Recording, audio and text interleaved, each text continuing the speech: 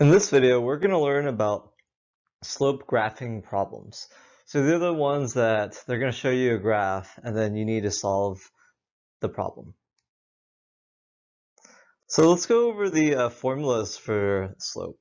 So the formula is going to be y equals mx plus b. The m, it stands for the slope.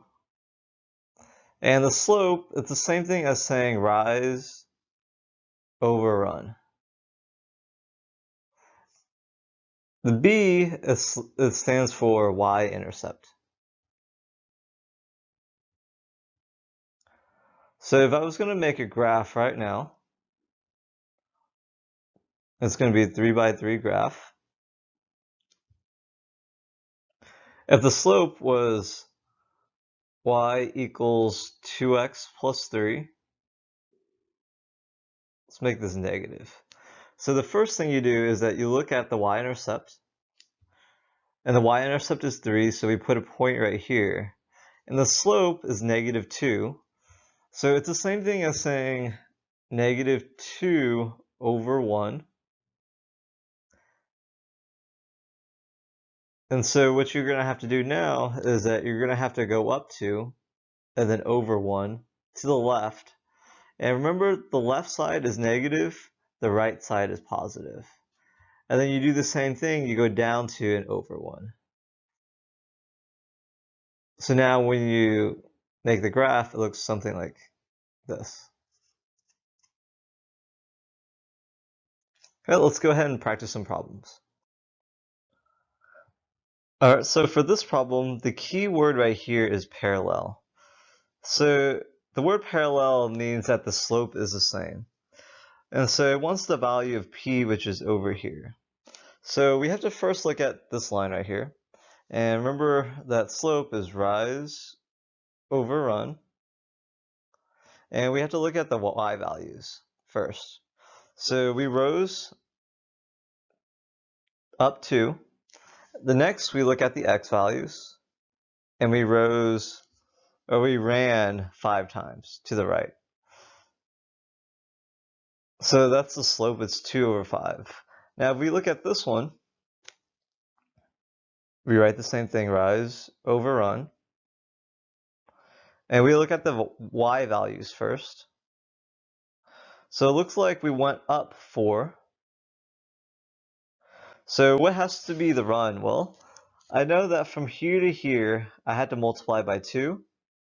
And then from here to here, we also have to multiply by 2 so that they're proportional.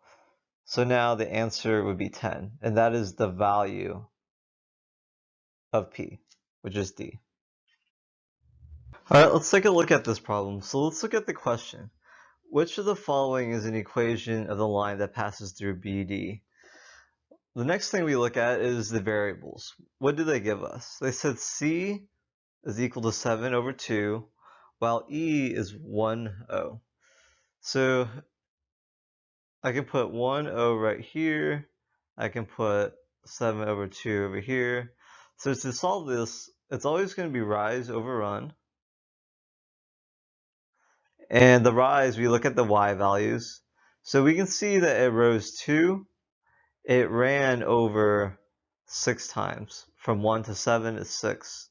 We can also reduce it to 1 over 3. So the slope we know is 1 over 3 from C to E. Since this is a square, we know that the opposite, BD, is always going to be perpendicular. Okay, and that's just kind of like a rough line. It's not perfect, but it kind of works. So what's the rule for perpendicular? The first rule is that the signs flip.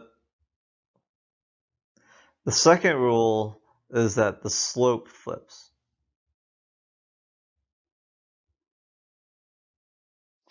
So right now, our slope is 1 over 3. If the signs flip, it becomes negative. If the slope flips, it becomes 3 divided by 1, which is 3.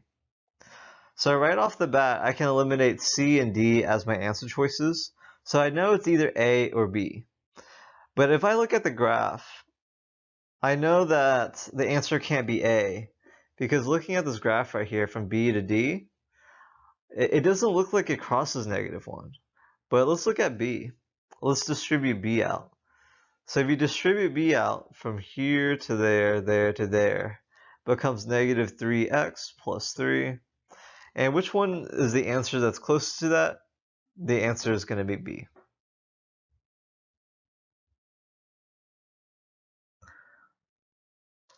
So the question is, which of the following equations relates to D and M? So we know with slope form, it's always y equals mx plus b. I always look at the y-intercept first, and I notice the y-intercept is 0. So right off the bat, I can eliminate C, and I can also eliminate D. And then from here, I have to figure out the slope. So slope is rise over run. So I notice I rose 2 and over 1. And then 2 divided by y1 is 2, so the answer would be A.